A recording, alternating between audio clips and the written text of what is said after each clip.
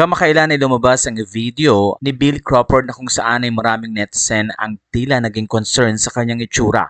Makikita ka doon kumakain ang nasasabing singer, actor at host na si Billy kasama ang kanyang anak na si Amari.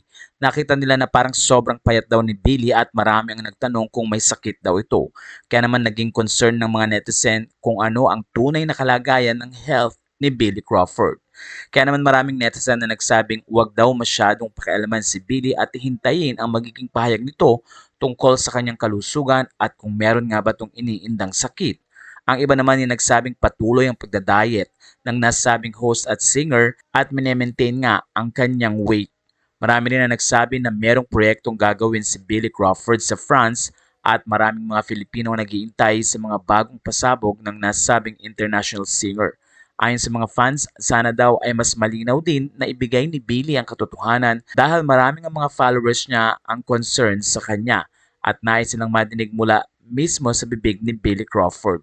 Kaya naman sa isang post ay sinabi ni Billy ang ganito, "Me after getting over jet lag, kalma madlang people."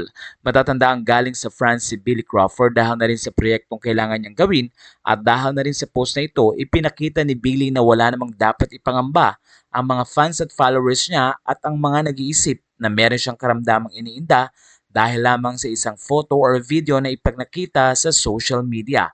Ang mahalaga ngayon ay mismong galing kay Billy na walang dapat ikatakot o ipangamba ang mga fans at followers niya dahil ang advice ni Billy nga ay kumalma lang ang madlang people.